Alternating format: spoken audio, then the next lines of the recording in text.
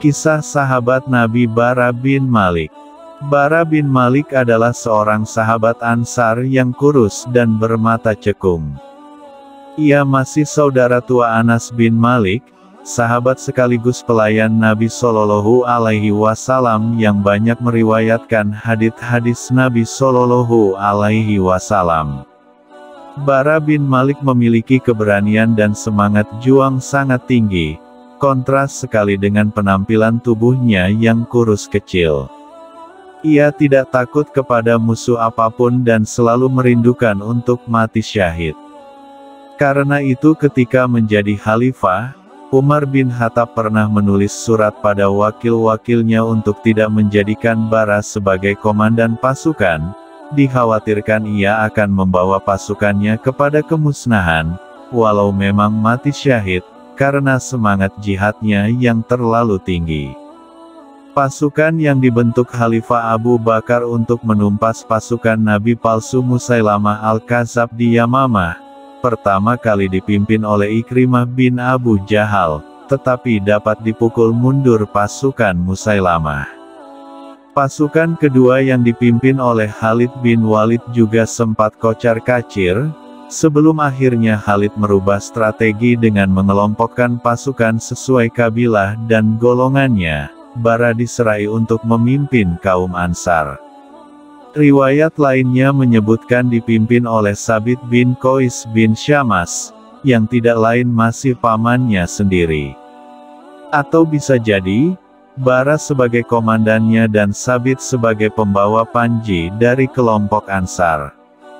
Dengan strategi ini pasukan Musailamah dipukul mundur dan berlindung dalam bentengnya yang kokoh. Pasukan Muslim sempat kesulitan menembus benteng karena dikelilingi tembok yang tinggi dan pintu yang terkunci rapat, sementara itu panah-panah menghujani mereka dari atas. Bara mengambil inisiatif beresiko tinggi untuk menjebol kebuntuan tersebut. Di dekat pintu gerbang benteng, ia duduk di atas sebuah perisai dan berkata kepada pasukannya, "Lemparkanlah aku ke dalam benteng dengan perisai ini, aku akan syahid, atau aku akan membukakan pintu gerbang ini untuk kalian." 10 orang memegang perisai tersebut kemudian melemparkan Bara ke atas benteng.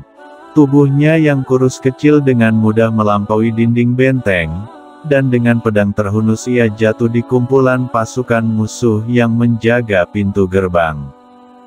Dengan semangat tinggi Bara menyerang mereka dan setelah melumpuhkan 10 orang, ia berhasil membuka pintu gerbang benteng dan membuka jalan bagi pasukan Muslim memasukinya.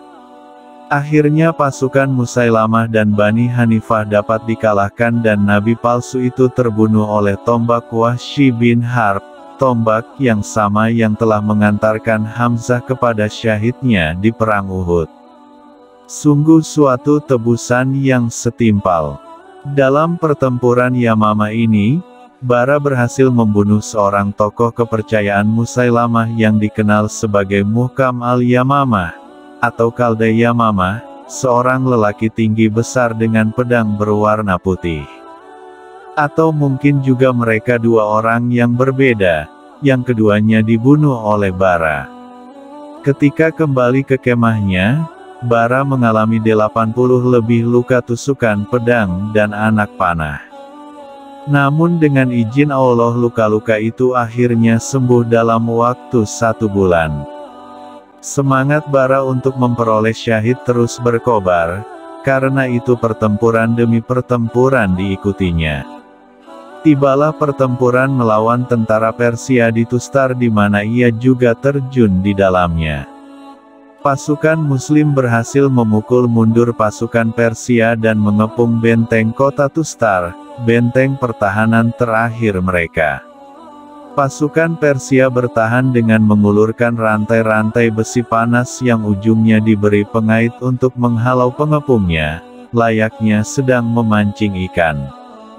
Mereka yang terkena kaitan dan ditarik ke atas benteng, nasibnya tidak akan beda jauh dengan ikan yang terkena pancingan nelayan. Beberapa orang Muslim terkena kaitan dan ditarik ke atas, salah satunya adalah Anas bin Malik, saudara Bara bin Malik. Melihat hal itu, Bara bergerak cepat untuk menyelamatkan saudaranya. Ia mencoba melompat dan memegang rantai besi tetapi tangannya jadi terbakar dan melepuh. Namun demikian ia tidak berhenti berusaha sehingga akhirnya ia berhasil menaiki tembok dan memotong tali di atas rantai sehingga Anas bisa selamat. Nabi Shallallahu Alaihi Wasallam pernah bersabda, bahwa kadang-kadang ada orang yang berpakaian dua kain lusuh dan tidak diperdulikan, karena remeh keadaannya, tetapi jika dia bersumpah dengan nama Allah, maka dia akan mengabulkannya. Di antara mereka ini adalah Bara bin Malik.